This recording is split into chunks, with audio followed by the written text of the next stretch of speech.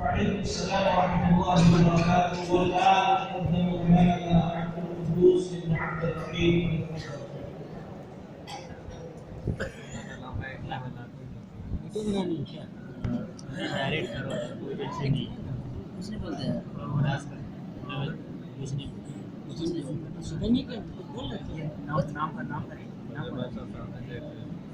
अरे वो नहीं है, बैठे है वो, देख इधर कैमरा मोबाइल देख रहा है। अभी हो जाएगा, चुप रहो।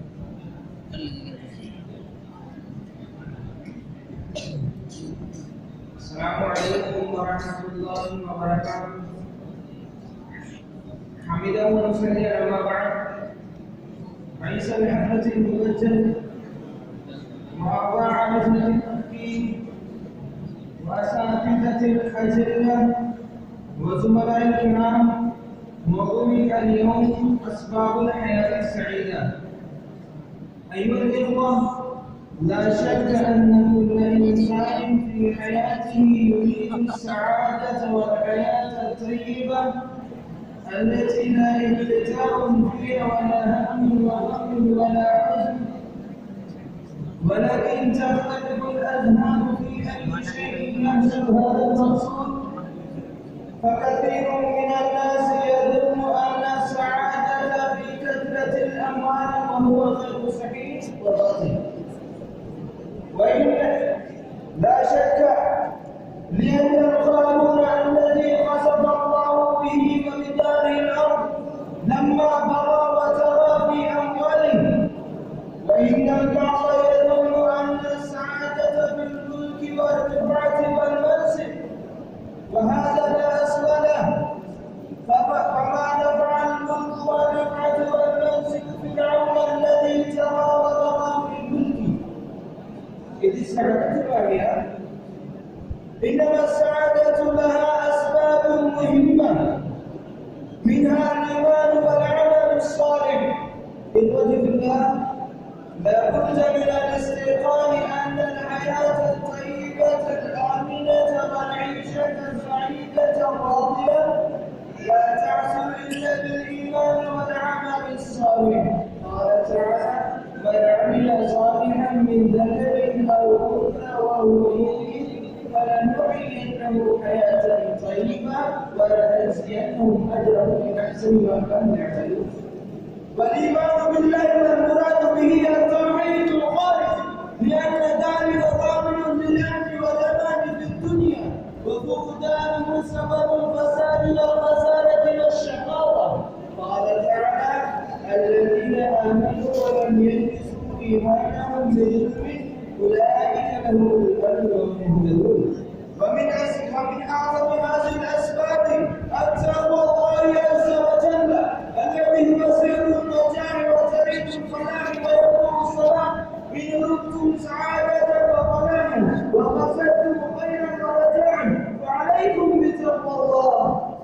إن التقوى التي يعيشها الإنسان في قلبه وفي حياته تمنح المخرج حيث لا مخرج، ويكشف الحل حيث لا حل، ويجلب الرزق من حيث لا يحتسب. كما قال تعالى: ومن يتق الله يجعل له مخرجا ويرزقه من حيث لا يحتسب.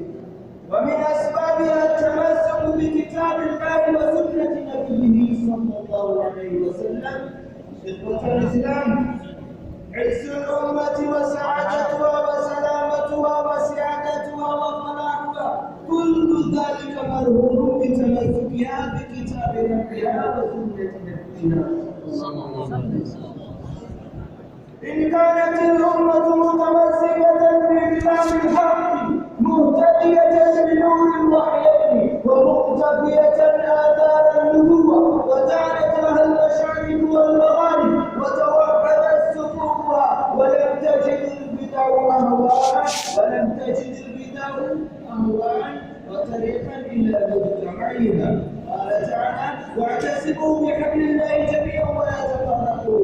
إخوة الإسلام، ومن أسبابها وهو مهم جدا الصلاة. إن أعظم العبادات لنا في ذلك الصلاة. وما ذاك يا عباد الله إلا لأن الصلاة هي صلة بين العبد وربه، وأن القيام بين يدي الله أسرع عظيما لإصلاح النفس الإنسانية بل وكافة المجتمعات البشرية.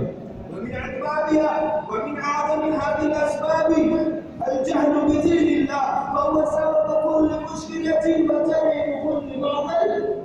قال تعالى: قل هل يستوي الذين يعلمون والذين لا يعلمون؟ إخوتي الله، واعلموا أن سبب صلاح المسلم البيوت إقامها بطاعة الله وإبعاده عن المعصية. قال تعالى: إخوتي في الله، وأوجبوا عليكم بما أوجب الله عليكم من تربية أنفسكم وأولادكم، فقد عرفتم جميعا أهمية هذه القضية. قال تعالى: يا أيها الذين آمنوا قوا أنفسكم وأهليكم نارا وقودها الناس والحجارة. والذي لا إله غيره لو قمنا بهذه القضية لم نشتكي من مشكلات. أخيرا الله أن يوفقنا جميعا أن نختار هذه الأسباب المهمة لنعيش حياة طيبة في الدنيا والآخرة. وآخر دعوانا أن الحمد لله رب العالمين. السلام عليكم ورحمة الله. وعليكم السلام ورحمة الله وبركاته. الآن يتقدم أمامنا تفضل सेव कैसे होगा? عبد الله. हो गया काट देना।